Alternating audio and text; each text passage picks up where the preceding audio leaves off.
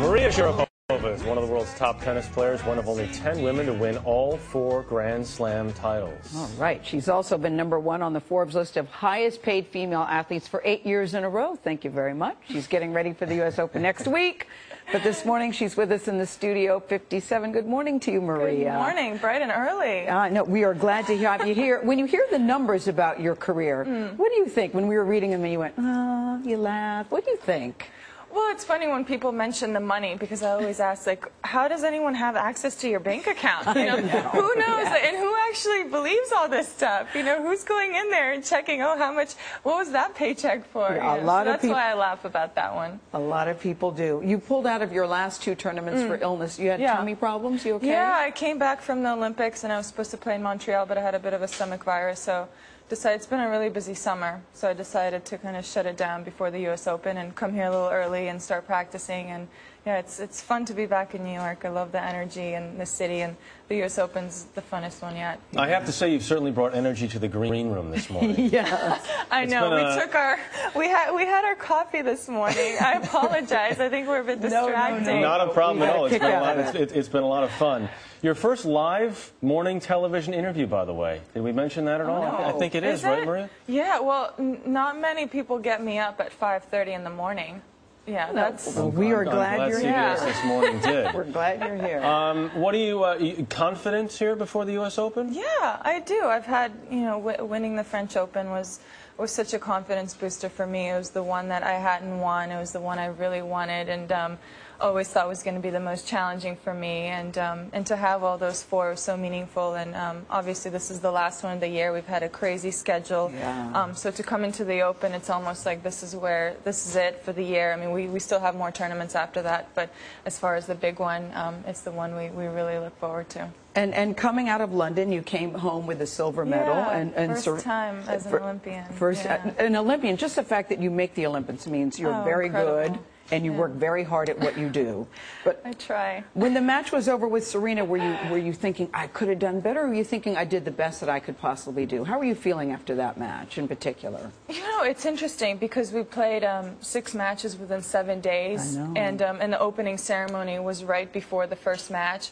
So it was one of the longest weeks of my tennis career, because it was like the excitement of the opening ceremony to every single day playing a match and getting through the rounds, and then, you know, when you win your semifinal, you know you're getting a medal, you're getting a silver at least. So the whole experience for me was incredible. It was my first time representing Russia at the Olympics, and I missed Beijing 4 years ago. So to be there and to be competing and to get a silver medal was so much fun. Yes. Yeah. The draw comes out in a couple days. I think a lot of people are seeing a Serena Williams Maria Sharapova final.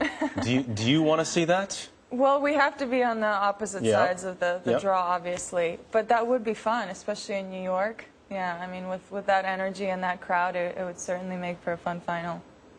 And what do you think about the proposed crackdown on grunting? You know, you're a little bit of a grunter. I am, not a little bit. Yes. Well, you're a heavy grunter. I am. So what do you think? How does that help you? And what do you think about the talk of cracking that down? That some people say it's distracting. Right.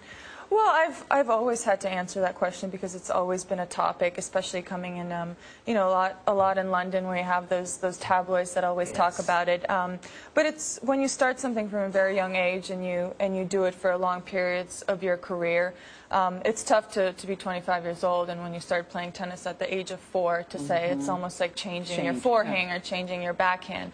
So you're used to something, but I think if you start correcting it from a young age, especially, you know, maybe telling the coaches around the world, using breathing techniques and doing all of those things that you work on when you're from a young age, then that's something that will carry over to your professional career. So for you, grunting stands. Yeah. Grunting stands. Right now, yes. And I heard, Maria, that you just got engaged. Can we say congratulations? You're breaking a lot of hearts. It's been a while. You're breaking a lot of hearts. I'm not asking anything about him. I just want to know, how did you know he was the one for you? Oh, gosh. How did you know that? I don't think, you know, you never expect it to happen. I think those things kind of flow in your life, and you realize that it's a time in your life to do such a thing, or those feelings that you have.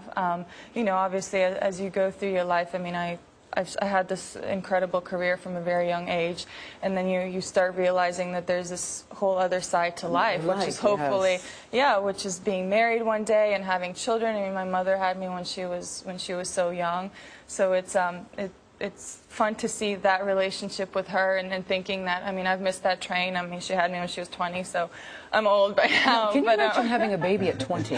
I can't. My life, either. I can't. No, I can't. me But neither. but I'm very fortunate that she did, because now I mean, she's my best friend. So. Look at you. Yeah. And she has a new business job. You do, yeah. One of the reasons you're here is because you're starting this candy company. Candy line. Actually today. Yes. So a lot of people might ask, why is an athlete promoting sugar? I know, right?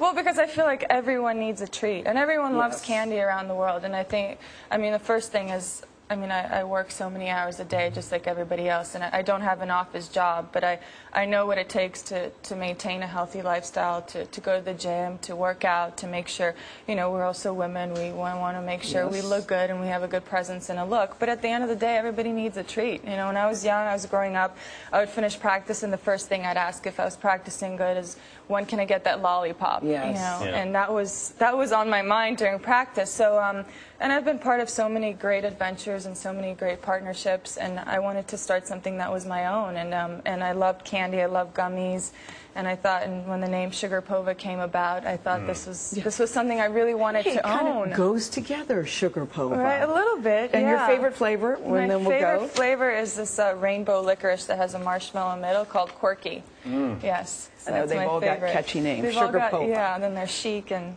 Does Maria Sharapova win the U.S. Open this year? That's the million-dollar question, isn't it? I sure hope so. That's what I'm working for, and I have been, and I would love to be the champion again there. Can't wait to see you on the court. Good to see you. Maria. Thank you very much. Continued success. Thank you.